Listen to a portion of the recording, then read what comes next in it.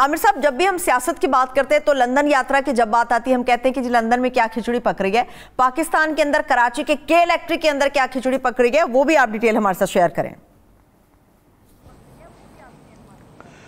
ये कराची इलेक्ट्रिक के अंदर जो के इलेक्ट्रिक के अंदर वो हो रहा है, उसकी खिचड़ी का सारा ताल्लुक लंदन में है, क्योंकि इसका जो कलीदी किरदार हैं वो आरिफ नकवी साहब हैं।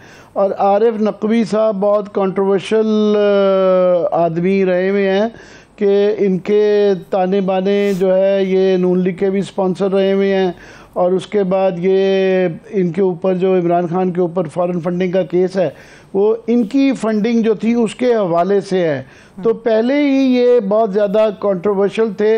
अभी दोबारा जो एक पैनामा 2 न्यू पैनामा आप इसको कह सकते हैं कि बिल्कुल जो तरीक़ा वारदात पैनामा के अंदर किया गया था कि वहाँ पे शेल कंपनियों के ज़रिए आप ख़रीदो फ़रोख्त हो रही थी और वो सारी, तो इसके अंदर भी वही चीज़ नज़र आती है। शक ये किया जाता है, इल्ज़ाम ये किया जा रहा है कि के इलेक्ट्रिक, याद रहे कि ये 22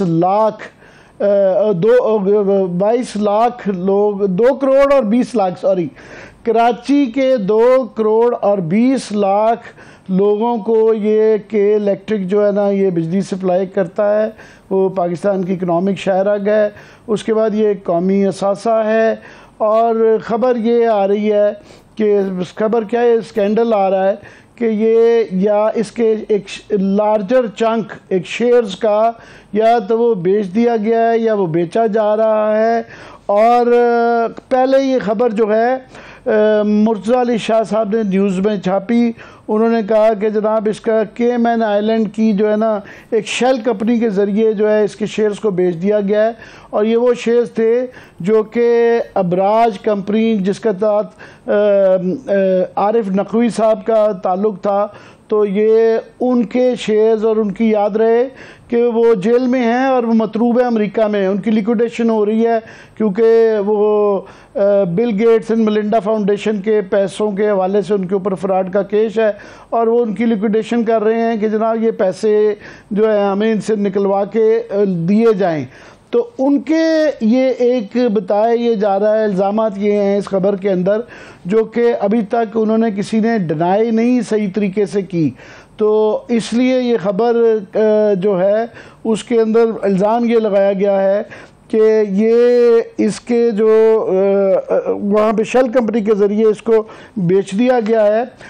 ये पहले भी आपको याद होगा कि इलेक्ट्रिक जो थी वो शंघाई कंपनी को रफली 2.2 बिलियन डॉलर्स के अंदर इसकी वैल्यू लगी थी और इसके अंदर गालबन जो है आरिफ नकवी साहब का शेयर जो था वो 1.5 बिलियन के करीब था।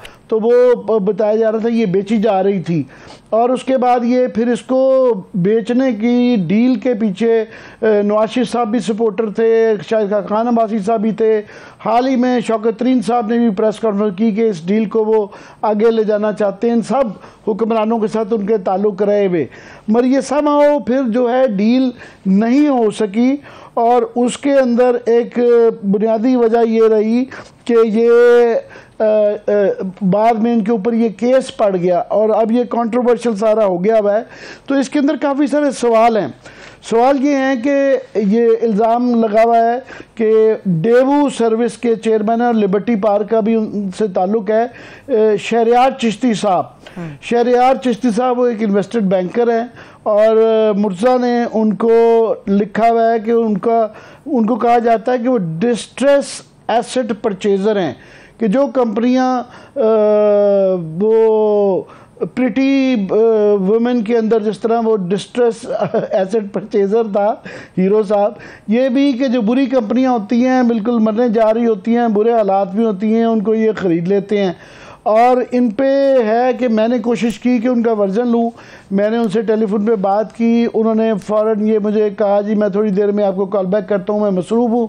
उसके बाद वो उन्होंने मुझे कॉल बैक नहीं किया। मैंने उनके नाम ये सवाल डाले कि क्या इतलाएँ ये हैं कि इल्ज़ामात ये हैं कि उन्होंने बड़ी थोड़े पैसों के अंदर जो है ये शेल कंपनी के ज़रिए बारों बार जिस तरह कहते हैं बाईपास से परले ही परले तो इसके शेयर्स ख़रीद लिए गए हैं। उसके अंदर 2-4 बड़े क्वेश्चंस ये आ जाते हैं कि ये एक पब्लिक लिमिटेड कंपनी है और पब्लिक लिमिटेड कंपनी का अगर उसके शेयर्स खरीदे जाएं या उसकी मैनेजमेंट चेंज हो रही हो तो इतला देना शेयर होल्डर्स को लाजमी होता है। के इलेक्ट्रिक ने आज जो है एक प्रेस रिलीज जारी की है जो कि मैंने बड़ी दफ़ा पढ़ने की कोशिश की। वो जो होता है ना कि जो कहा जाता है कि जिसको समझने वाले को मोटरसाइकिल नाम मिलेगा, तो ये बिल्कुल उसी तरह की है। मोरलेस वो मुझे जो इससे समझ आई है वो ये कहने की कोशिश कर रहे हैं कि ये बाहर में शेल कंपनियां और वो बाहर की बाहर डील हुई है, हमने कुछ नहीं किया इसके अंदर। तो ये इन्होंने डिनाई भी नहीं किया और माने भी नहीं है, हाँ भी नहीं है और ना भी नहीं है। तो ये एक इसके अंदर पब्लिक लिमिटेड कंपनी के अंदर जो ये वाला जब आता है, मज़ीद इसके अंदर सवाल ये है कि ये इसका ये नहीं पता चल रहा कितने % शेयर अगर ये बेचे गए हैं तो कितने % हैं, इसकी मैनेजमेंट ट्रांसफ़र हुई है या नहीं हो रही। फिर ये है कि ये किस प्राइस पे बेचे गए हैं, क्योंकि इसके अंदर 24% शेयर पाकिस्तान गवर्नमेंट के भी हैं और ये ख़रीदो फ़रोख्त से शेयर्स के वैल्यू ऊपर नीचे जा सकती है। सो ये पब्लिक मनी है, ये इसलिए भी इम्पॉर्टेंट हो जाती है। जिस तरह मैंने पहले कहा ये स्ट्रेटेजिक एसेट है, इसको आप इस तरीके से गवर्नमेंट का अप्रूवल चाहिए होता है। और ये जिस किसी ने अगर ख़रीदे हैं, इनडायरेक्टली भी ख़रीदे हैं, वो बड़े श्योर थे कि इसका अप्रूवल मिल जाएगा। तो शक ये भी किया जा सकता है कि कहीं ना कहीं गवर्नमेंट के अंदर भी कोई लोग हैं जो इसके अंदर शामिल हैं कि ये इतनी महंगी कंपनी जो $2.2 बिलियन जिसकी वैल्यू पहले लगाई गई थी, उसको बड़े थोड़े पैसों के अंदर, जिस तरह वो KSB बैंक, कस बैंक के मतलब ये कहा जाता था कि जनाब वो टोकन प्राइस पे बेच दी गई है। तो ये और जिस तरीके से ये मैंने बताया कि किया गया है कि ये शेल कंपनियों के ज़रिए पैनामा वाली वही वारदात की जा रही है। तो इसके मतलब बहुत ज़्यादा गवर्नमेंट को भी मैं समझता हूँ इस पर क्लैरिफिकेशन देनी चाहिए। उसके बाद ये स्टॉक एक्सचेंज को भी इसका नोटिस लेना चाहिए। और ये के इलेक्ट्रिक का जवाब जो है बिल्कुल ही मुबहम है, बिल्कुल ये क्लैरिफाई नहीं करता।